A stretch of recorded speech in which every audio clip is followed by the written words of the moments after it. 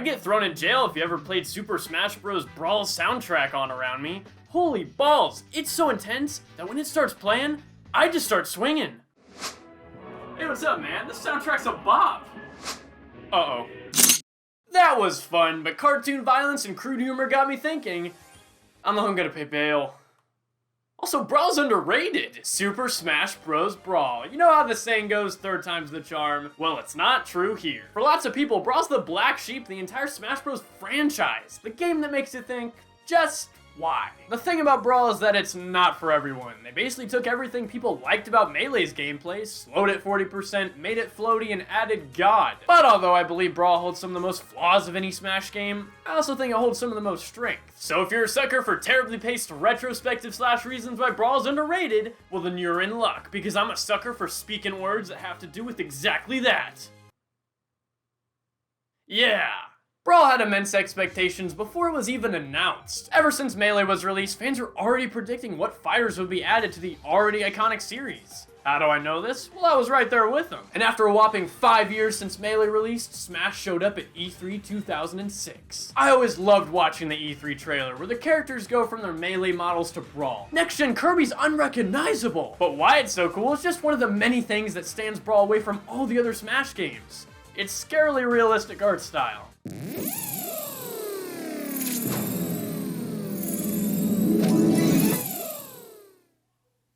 Oh yeah, Brawl decided to go realistic in its approach to graphics, and they picked an interesting console to try that with. See, Brawl came out on the Wii, the console everybody knows as a graphical powerhouse, right?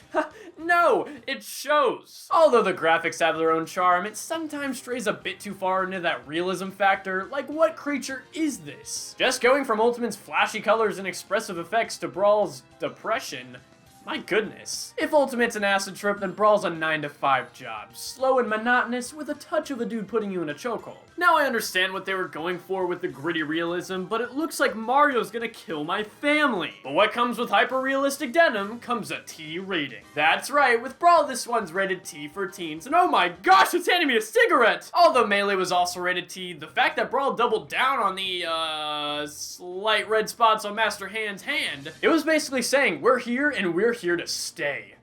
Until the next game. But I gotta say, I dig the vibe Brawl sets. The atmosphere is dark and angsty. Steal my bananas, I will kill you. Nintendo would never make something this dark ever again, and just knowing that makes Brawl that much more unique. Sure, the graphics are a bit muddy, but I personally like the style that they went with. Right out of the gate, everything just screams cinematic and epic.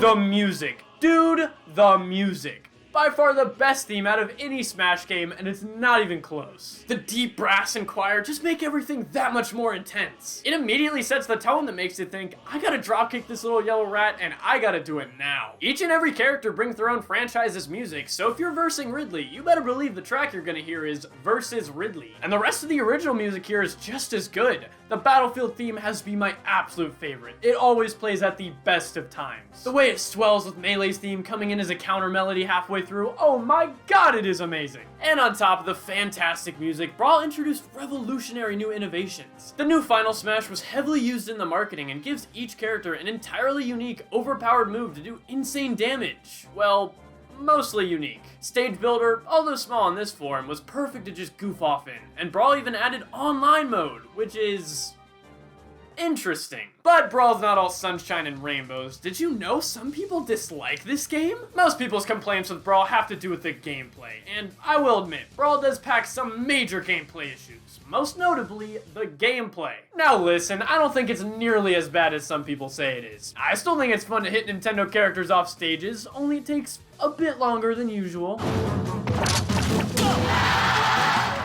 I'll be back whenever the game ends. Hey, is the game finally over? You've been gone for 5 years! Now is Brawl ruined because of the gameplay? No. Is it a huge step back from the last game? Oh, you betcha. According to the game's director, Masahiro Sakurai, he purposely made Brawl slower due to the Wii controller not having a regular analog stick like the other games. And on top of that, he wanted to make Brawl more balanced and easier for new players, which is incredibly ironic considering the most broken character of the franchise is in this game. Now, I personally don't mind Brawl's gameplay. It does feel like sometimes I'm hitting certain buttons and it can't quite keep up, especially when you try to dash run. And again, going from Ultimate to Brawl, everything feels so slow. But although the music and atmosphere is just top-notch, what is for many people the most important aspect of any Smash game is the roster of characters. And luckily for Brawl, it has the most amount of newcomers of any game in the franchise day one. But what really made it special was that for the first time ever, it wasn't exclusively Nintendo characters. That's right, Brawl introduced third-party characters Sonic and Snake. Now, obviously, Sonic makes all the sense in the world, but Snake? That felt like the most random inclusion back then, and I can only imagine how they thought of him. Mr. Sakurai, you can't leave now. The game's about to ship in 3 weeks. Look, I understand, but I need to find myself and these 2 other third-party characters. I'm sorry.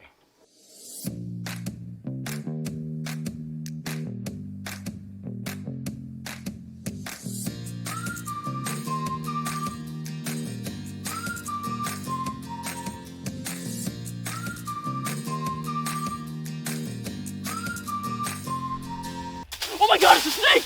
It's not shocking now, but being a kid and getting to fight Mario as Sonic was something truly special. But the fact that Snake also got in just shows that anyone, and my god, anyone, can make it into this franchise. But besides the third-party characters, I think this is the best set of characters added into Smash game on launch. And something that was always cool is the way that you unlock characters. In Ultimate, you can only unlock characters through playing the World of Light mode, which you can't pay me to do, so the only other option is to play either Classic mode or regular matches over and over. Back in Melee and Brawl, the way you unlock characters was unique and not just a monotonous grind. Shoot, I played Brawl religiously with my friends when I was a kid, and I literally had no idea Wolf was even in the game until a few years ago. But the way you unlock most of your characters is through a little side mode I like to call the sole reason Brawl's any good, because if it weren't for this and a few other things, it would probably be the worst Smash game ever.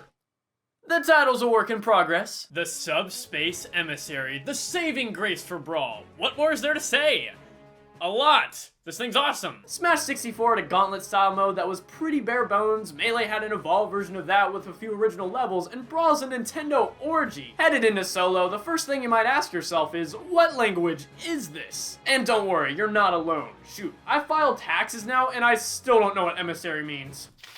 I'm sure this won't affect me in exactly 12 minutes. But vocab words aside, don't get this mixed up. This is a whole campaign with glorious cutscenes and Brawl gameplay. Starting the Subspace Emissary up, you realize this is more than just a campaign. This is a freaking crossover, cinematic, testosterone-filled movie banana bonanza where everyone's roided up and angsty. It opens with a beautiful shot of a huge stadium in the sky. The camera pans to Peach and Zelda with the best seats in the house, and Mario lands in the stadium in what appears to be a frozen trophy state. Whoa, Mario, what's with the frowny face? It looks like you just got beamed in the face with a cannon. Dang it. Meta Knight's ship crashes the scene, dropping space aids in the stadium, and so the knot thickens. You beat the space aids and then flies in some ancient-looking minister. Huh. He drops what totally doesn't look exactly like a huge bomb, and Mario gets beamed straight into plumber heaven. Oh man, where did that cannonball come from?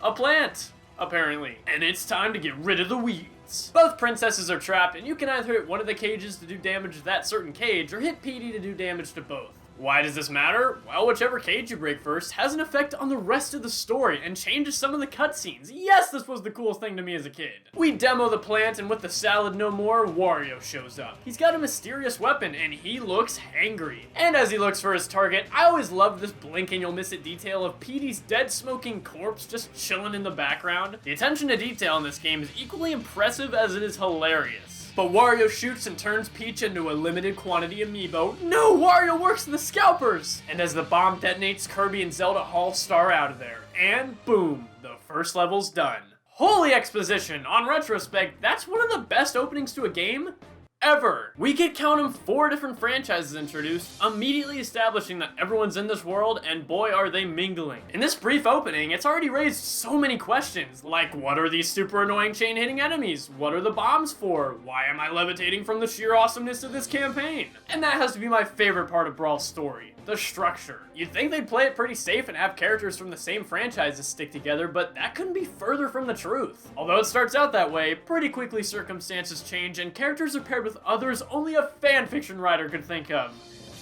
And did. Pikachu and Samus have to be my favorite pairing as they attempt to escape the factory and retrieve her suit, with Pokemon Trainer and Lucas's story being a close second. And we don't just have our whole roster introduced in the very beginning. Over the course of the game, more and more characters are introduced. Heck, even my main man Luigi isn't shown until a third of the way through. But there's more to a game than just the great cutscenes. What's that infamous gameplay like? Well... Alright enemies, prepare to be whatever the T version of dead is. Oh my god. Okay, I've been pretty positive when it comes to Brawl. That opening is amazing, and those cutscenes are snazzy. But the gameplay has to be pretty dang bad to give it that horrible reputation Brawl has, right? And to that I say, yeah, Brawl's gameplay is absolutely, unashamedly, unequivocally, No, it's not the worst thing in the world. Now, is it any good? Heck no! In between cutscenes, we're introduced to new characters and locations, and the gameplay mainly consists of playing as these guys in a left to right level where you either have to get somewhere or fight a boss, all while encountering enemies, going through gauntlets, and platforming, if you can even call it that. Now, these aren't world-renowned levels or anything, but I think they get the job done. Although I do wish that they took more advantage of the locations they had to choose from though, we never see the Mushroom Kingdom or Dreamland, and it seems due to the realism aspect we're kept to the sky, jungle, desert, and mountain. It doesn't ruin the game or anything, but it is just a bit odd seeing a piece of gum on a photoreal mountain. Oh my god, this is realistic! What the f*** is that? But you don't play Subspace Emissary for the gameplay. We're here for that juicy story. So we hop between 7 or so stories happening at once, with the subspace bombs, villains with amiibo shooting guns, and space aids appearing every once in a while to keep that threat looming. There's so many different storylines going on that by the time you get back to one you haven't seen in a while, it's like, oh yeah, Green Plumber is with Boy with Fire Powers and Inflatable Bird Creature. Nice! But as the story progresses, all the characters slowly start coming together, and the main goal is to get to the bottom of these bombs. I think. Did I mention there's zero dialogue in this game? Besides a couple grunts and the occasional no words of dialogue is actually spoken. All communication's nonverbal, which makes me glad that there isn't some dramatic death scene, because that would be inadvertently hilarious.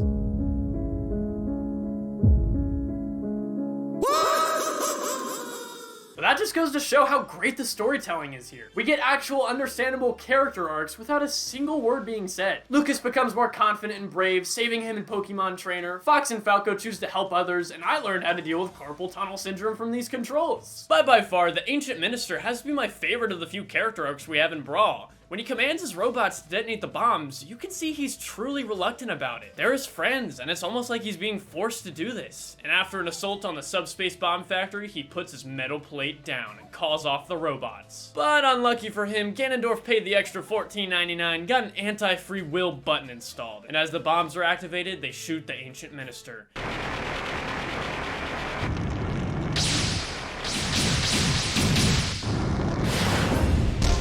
The guy from Mario Kart! If you didn't know, Rob was completely out of left field for new players of the campaign. He wasn't announced beforehand, so this was an awesome surprise. As the game progresses, more and more characters start meeting up, and by the end, it's one big Nintendo family reunion. But it all leads up to one final assault. All of our characters are on the halberd, ready to face off against Ganon, Bowser, but most of all, Master Hand, in a fight for the ages.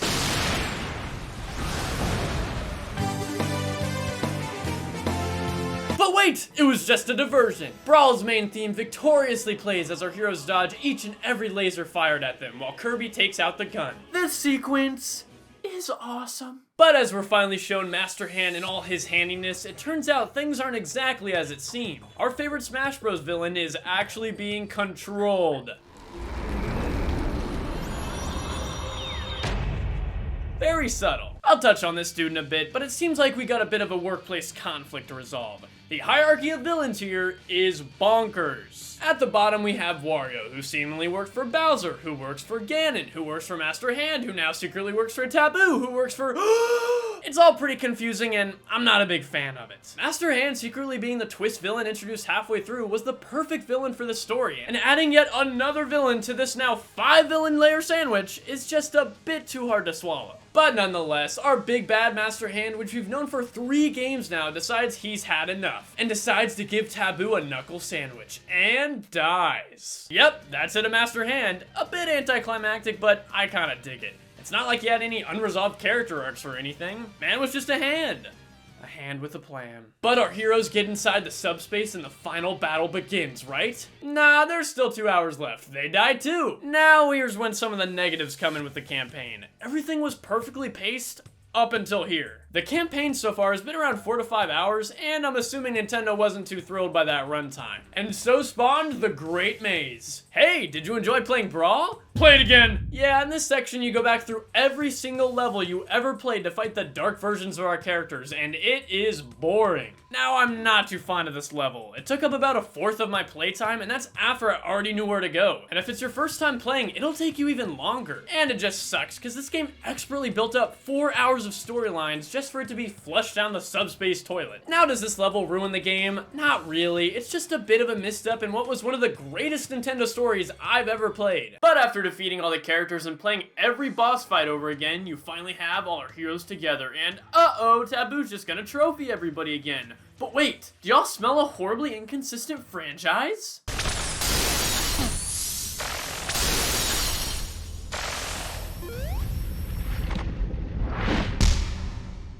Turns out Sonic 06 was so bad he switched franchises. But yeah, the chili dog eating biological disgrace of a hedgehog made it into Smash. But a very well deserved inclusion. I'm just glad I can play the rest of the campaign with them. That was it. With Taboo defeated, the subspace bombs are reverted, and our heroes turn into JPEGs on the cliffside, looking into the distance. What a game. And that's the Subspace Emissary. A crazy experiment I don't ever see Nintendo doing again. It's crazy how Smash 4 and Ultimate never took a crack at a Subspace Emissary type adventure mode, and I can only hope that a future Smash game goes back to try. But it's just hard seeing that happen. Sure, Ultimate has World of Light, but it's just bot fight after bot fight with no real story, cutscenes, or gameplay besides the regular stage fighting. And it's just salt in the wound how the game opened. Everyone on the cliffside, reminiscent of the end of Brawl, ready to take down the new threat, only for there to be nothing more. It just feels like there's so many new characters and expectations now that a new Subspace Emissary just won't happen. And I honestly think Brawl's roster was the best roster to make a campaign with. It wasn't too big and had just enough newcomers to have each franchise represented. Brawl is just one of those lightning in a bottle games. The first Smash game to have third-party characters, truly use that T rating to good use, and to have the best campaign in the series. I truly think Brawl's an underrated game. Now as time goes on, that'll be less and less the case as people come around to it, and shoot, that's probably already happened now. But nonetheless, that's why Super Smash Bros. Brawl is underrated. What the f*** are you talking about? You're here because of tax evasion. Send them to jail!